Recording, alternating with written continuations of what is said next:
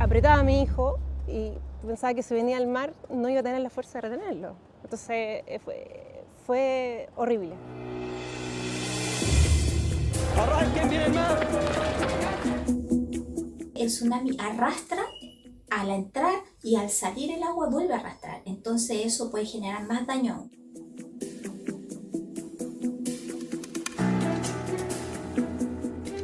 La responsabilidad del Estado por la falta de servicio siempre debe ser indemnizada.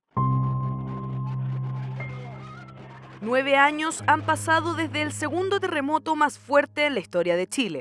La tranquilidad del sueño de los chilenos fue interrumpida abruptamente por un sismo 8,8 grados de intensidad en la escala de Richter a las 3:34 de la mañana. Seguramente nadie olvidará ese ronco y profundo ruido que los despertó la madrugada del 27 de febrero de 2010.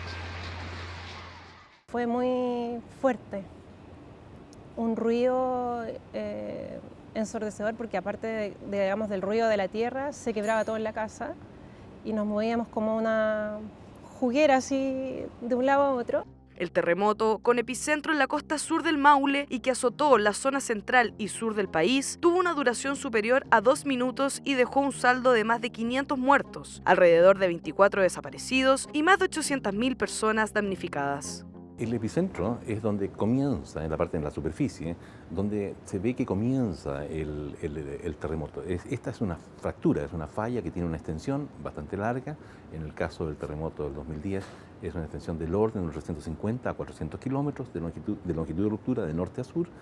Y comienza esta fractura, este rompimiento comienza frente a la ciudad de Cobquecura. El movimiento telúrico fue 31 veces más fuerte y liberó cerca de 178 veces más energía que el devastador terremoto de Haití, ocurrido en enero del mismo año. Producto de esto, tanto la energía eléctrica como las comunicaciones quedaron interrumpidas en casi todas las ciudades cercanas, incluyendo Santiago.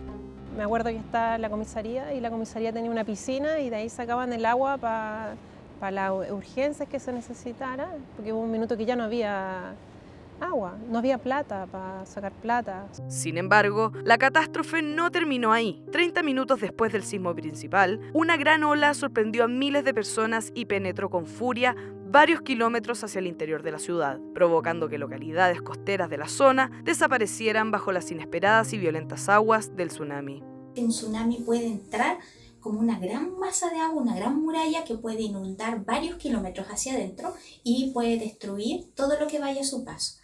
Incluye además que el tsunami arrastra al entrar y al salir el agua vuelve a arrastrar, entonces eso puede generar más daño aún. El evento afectó al territorio entre Valparaíso y la Araucanía, donde viven cerca de 13 millones de personas, equivalente a cerca del 80% de la población nacional.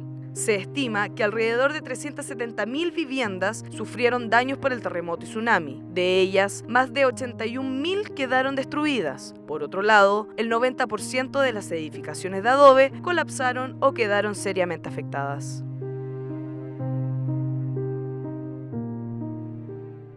No quedó nada, o sea, en la casa donde estábamos, al lado había la casa del abuelo de mis primos y se fue completa. Como toda la historia en el fondo, toda la vida, porque esos lugares siempre nos reunieron como familia.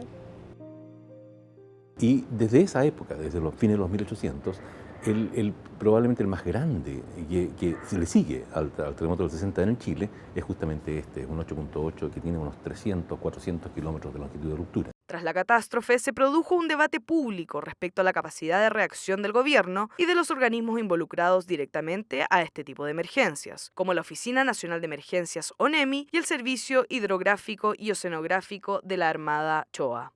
Ocurre un terremoto, ese terremoto se recibe la información desde alguna fuente oficial y nosotros tenemos todo un sistema en el cual evaluamos la amenaza de tsunami para las costas de Chile. Esa amenaza de tsunami se parcializa o geográficamente para verificar efectivamente qué áreas pueden estar en amenaza y qué áreas no están en amenaza. Una vez que tenemos la evaluación, esa evaluación es emitida y difundida mediante boletines a las autoridades civiles y navales y marítimas. Por todo ello, ciudadanos afectados presentaron demandas individuales y colectivas por la eventual falta de servicio en que incurrieron los organismos públicos. Solo en 2019, alrededor de 6 fallos judiciales se han dictado en favor de los demandantes. En enero, la Corte Suprema condenó al Estado de Chile a pagar una indemnización de 345 millones de pesos a familiares de 6 víctimas fallecidas en Curanipe debido al tsunami. Asimismo, en febrero, el máximo tribunal del país ordenó al fisco a indemnizar por 300 millones de pesos a los padres y hermanos de una víctima en el archipiélago de Juan Fernández. Hubo una demanda que se presentó en relación a una indemnización dada de la mano por la pérdida de vidas que se produjo a algunos familiares en el caso del 27F, y eso se estaba alegando a través de una responsabilidad extracontractual al Estado por haber tenido de alguna manera una responsabilidad en la pérdida de esas vidas. El 2 de octubre pasado, la Corte de Apelaciones de Santiago ordenó al fisco indemnizar por 410 millones de pesos a 9 familiares de víctimas del tsunami en las costas de las regiones de Maule y Biobío, por la responsabilidad extracontractual del Estado en el daño moral que sufrieron tras la pérdida de sus seres queridos en el desastre natural. El Tribunal de Alzada estableció la responsabilidad del CHOA y la ONEMI por falta de servicio. Es el mal funcionamiento del servicio, comparado con la conducta ideal que se espera de él, teniendo en consideración obviamente los medios de que dispone el Estado para efectuar o llevar a cabo esa conducta. Es decir, el Estado, el servicio actúa deficientemente, tardíamente o derechamente no actúa, debiendo hacerlo. Se establece una responsabilidad del Estado y el deber de este de indemnizar el daño provocado por aquella falta de servicio a las víctimas, y que habría derivado entonces en la no comunicación de la noticia, la alarma de tsunami y la posibilidad de evacuación de aquellas personas que terminaron fallecidas.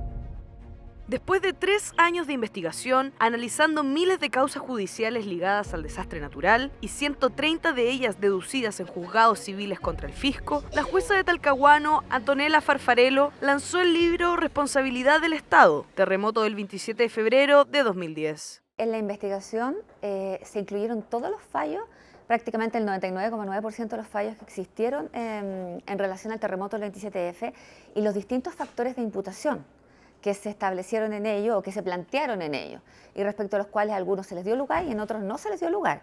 Pero en uno de ellos, precisamente, el hecho de no haber advertido a la población oportunamente respecto del tsunami que venía, ¿no es cierto?, producto después del terremoto vivido, el 27F. El fallo de la Corte de Santiago, dictado a comienzos de octubre, establece que parece evidente que si se hubiera decretado oportunamente la alarma de tsunami emitida por el CHOA, habría existido al menos la posibilidad que las víctimas hubieran podido ser advertidas y hubieran podido evacuar a tiempo, salvando sus vidas.